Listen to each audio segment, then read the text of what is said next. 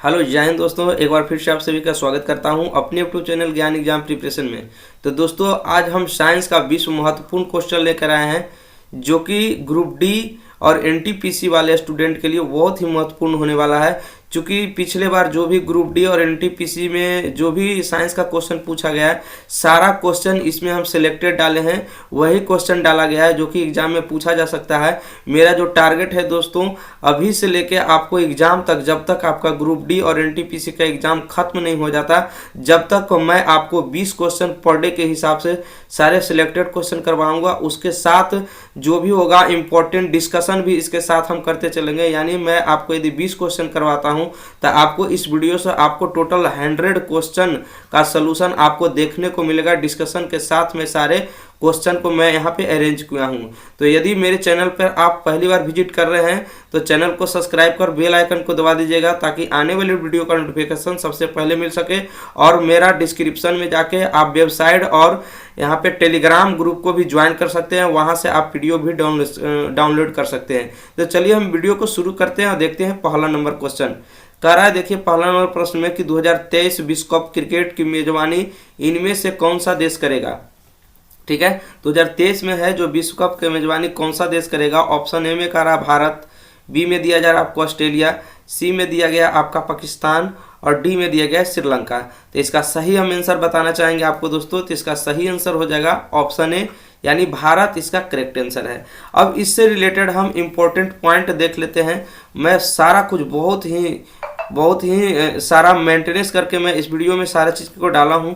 देखिएगा, भारत ने सबसे पहले 1987, 1996, 2011 में टूर्नामेंट की मेजबानी किया था। ठीक है, किसने किया था? भारत ने सबसे पहले 1987 में, और कब? 1996 में और 2011 में इसका मेजबानी किया था विश्व कप का। और देखिए आपको बता दें कि ऑस्ट्रेलिया ने 2015 और 1992 में विश्व कप की मेजबानी किया था। ठीक है, और पाकिस्तान कब किया था? पाकिस्तान 1987 और 1996 में विश्व कप का मेजबानी किया था। और श्रीलंका ने है जो 2011 में और 1996 में विश्व कप की मेजबानी की थी। इससे रिलेटेड जो भी इंपॉर्टेंट पॉइंट था, सारा कुछ का डिस्कशन यहाँ पर आपको दिया गया है। ठीक है, तो अगला क्वेश्चन हम लेते हैं। नेक्स्ट क्वेश्चन बहुत प्यारा सा सवाल है कि राष्ट्रीय विज्ञान दिवस किस दिन को मनाया जाता है। ठीक है, राष्ट्रीय विज्ञान दिवस कब मनाया जाता है? ऑप्शन ए में आपका है 3 मार्च, बी में दिया गया 28 फरवरी, सी में 15 जनवरी और डी में आपका दिया गया है 5 जून। तो इसका जो सही आंसर आपका हो जाएगा, तो इसका सही आंसर है ऑप्शन बी, यानी 28 फरवरी इस क्वेश्चन का राइट आंसर है। यानी राष्ट्रीय विज्ञान दिवस कब मनाया जाता है दोस्तों? तो 28 फरवरी को मनाया जाता है।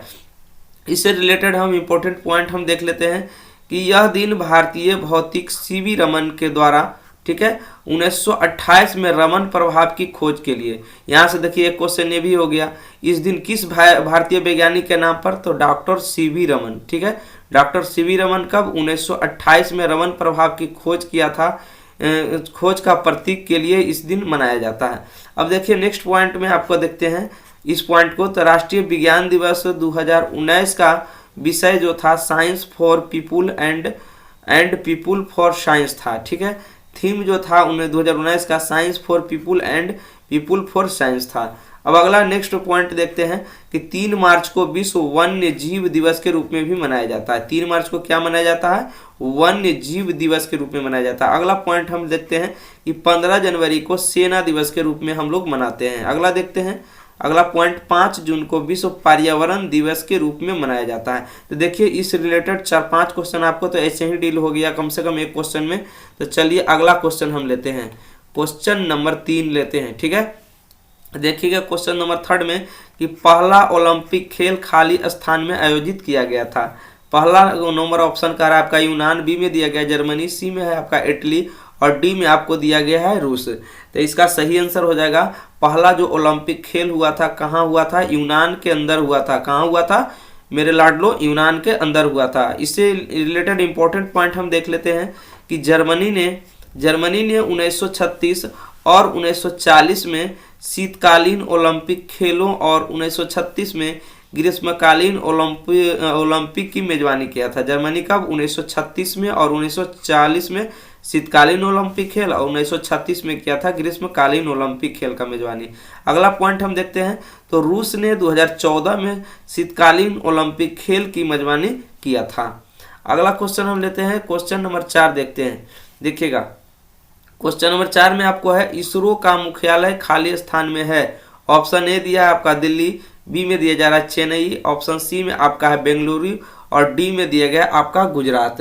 तो इसका जो मुख्यालय था कहाँ था, बेंगलुरु के अंदर है। इसरो का मुख्यालय कहाँ है, बेंगलुरु के अंदर। इससे इम्पोर्टेंट पॉइंट है, यह भारत सरकार की एक अंतरिक्ष एजेंसी है। कैसी एजेंसी है, इसरो आपका अंतरिक्ष एजेंसी है, इसमें रिसर्च वगैरह सारा चीज किया जाता है। अगला क्वेश्चन लेते हैं, question number next, question number 5। ठीक है, देखिएगा क्वेश्चन नंबर 5 में कि शिमला समझौता किस वर्ष हुआ था, 1980 में, 1956 में, 1965 में या तो 1972 में। तो जो शिमला समझौता आपका हुआ था 1972 में किया गया था। कब किया गया था, 1972 में। अब देखिएगा यहाँ पे इससे रिलेटेड पॉइंट हम देख लेते हैं कि 1980 में कांग्रेस की सत्ता में वापसी, 6 और बैंकों का राष्ट्रीयकरण किया गया था। ठीक है, कब किया गया था, तो 1972 में। ठीक है, 1972 में आपका जो है 6 बैंकों का राष्ट्रीयकरण किया गया था। 1900 में कांग्रेस सत्ता की वापसी हुई थी। 1956 में भाषाई आधार पर भारतीय राज्यों का पुनर्गठन एवं भारत का पहला परमाणु रिएक्टर अप्सरा हासिल किया था। और 1965 में भारत पाक युद्ध कब हुआ था, तो 1965 में हुआ था। ठीक है, अगला क्वेश्चन हम देखते हैं, क्वेश्चन नंबर 6। क्वेश्चन नंबर 6 में आपको दिया गया है कि DMBS का विस्तृत रूप क्या है। ऑप्शन ए में है data base management system, option B में आपका दिया गया है data bounce management system, option C में है डाटाबेस मैनेजमेंट सॉफ्टवेयर, या डी में दिया गया इनमें से कोई नहीं। तो इसका सही जो आंसर हो जाएगा डाटाबेस मैनेजमेंट सिस्टम, यानी ऑप्शन नंबर ए इस क्वेश्चन का राइट आंसर है। देखिए इससे इंपॉर्टेंट पॉइंट हम कुछ देख लेते हैं कि यह एक डाटाबेस प्रोग्राम है जो कि डेटा पर रनिंग, रिट्रीव और कैटलॉगिंग कैरी का एक मानक विधि का उपयोग करती है। अगला क्वेश्चन हम लेते हैं, क्वेश्चन नंबर 7। देखिए क्वेश्चन नंबर 7 में है कि भारतीय संविधान में मौलिक कर्तव्यों की संख्या कितनी है। ऑप्शन ए में है 10, बी में आपका 11 दे रहा है, ऑप्शन सी में कह रहा है 8, ऑप्शन डी में दिया गया 6।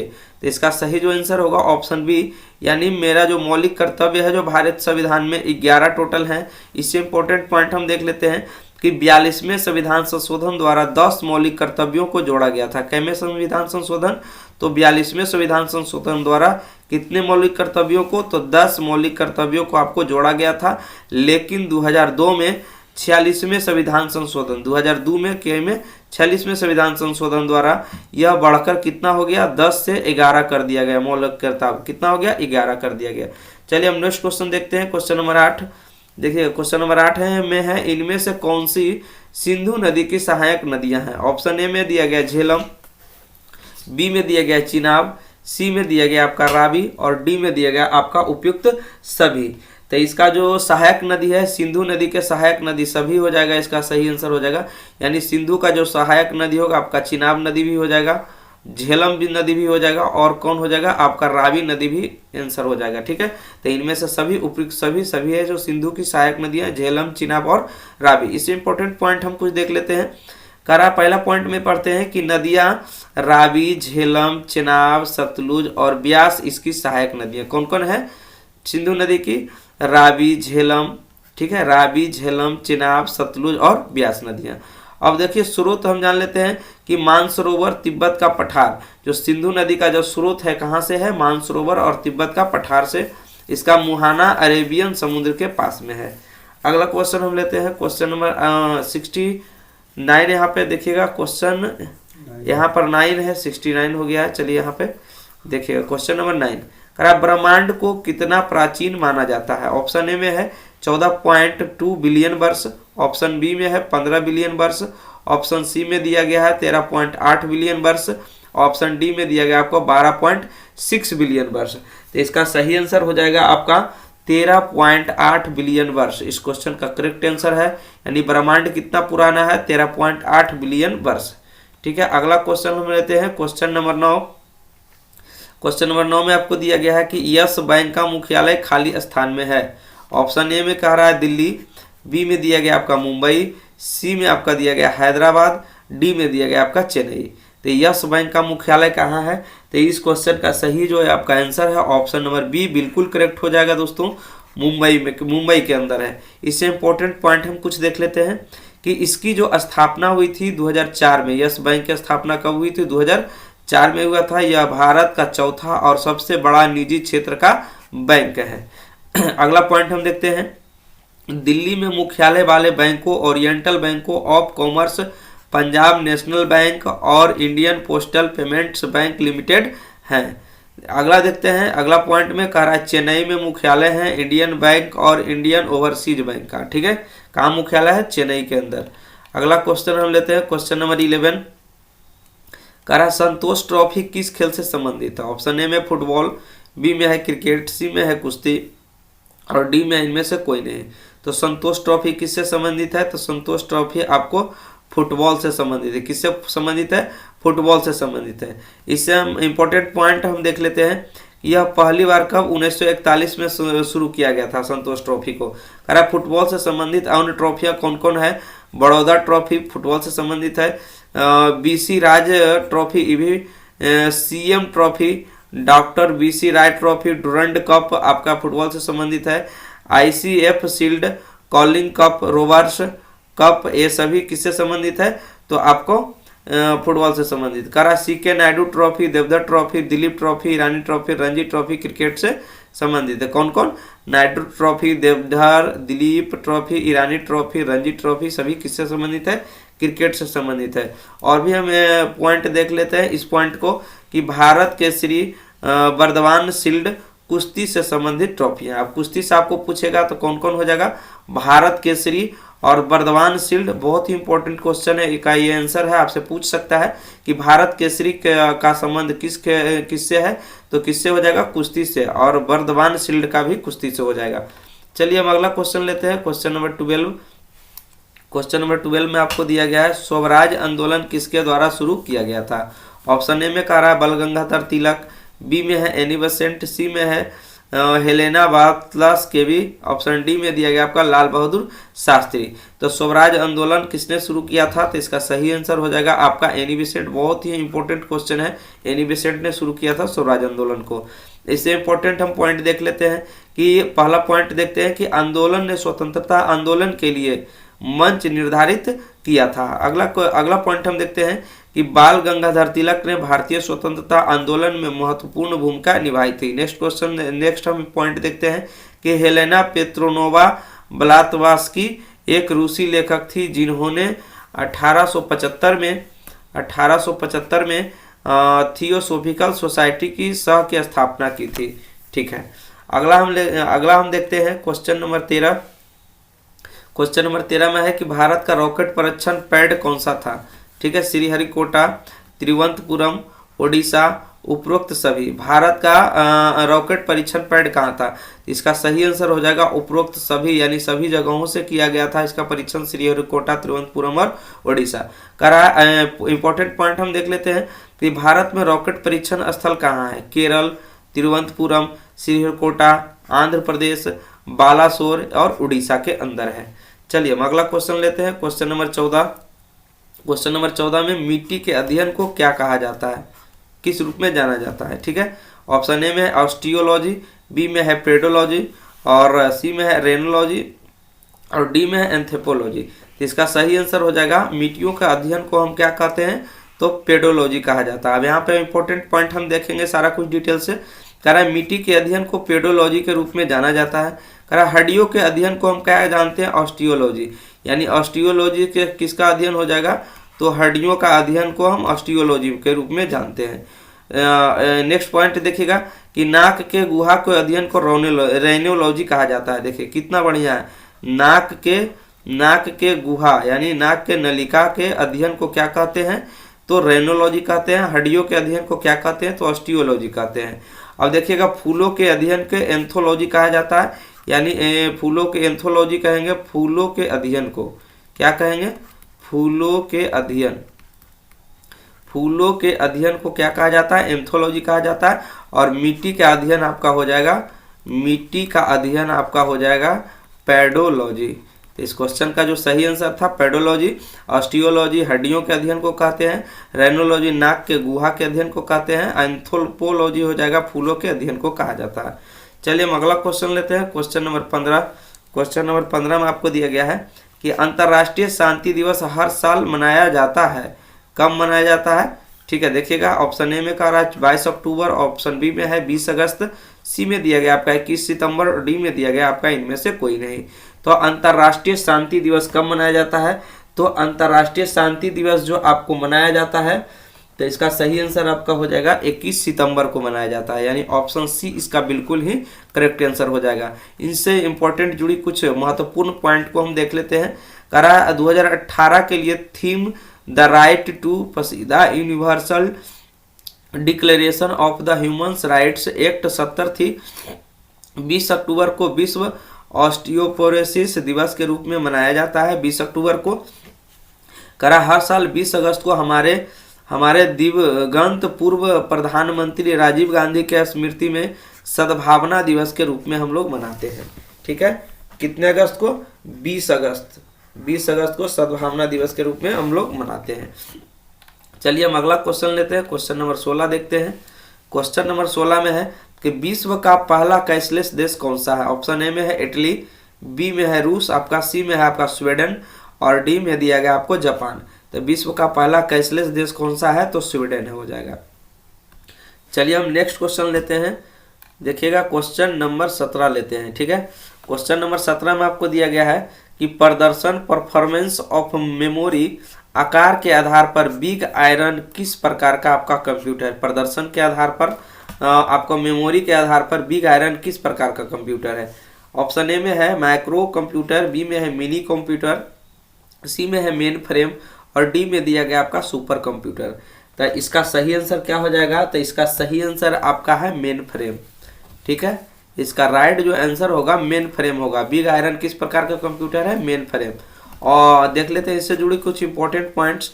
करा मुख्य फ्रेम बड़े लोहे के कंप्यूटर है जो मुख्य रूप से बड़ी कंपनियों द्वारा बैंक में लेन देन जैसे बड़े पैमाने पर डेटा को संसाधित करने के लिए उपयोग में किया जाता है। ठीक है, करा माइक्रो कंप्यूटर एक छोटा कंप्यूटर होता है जिसमें एक माइक्रो प्रोसेसर होता है।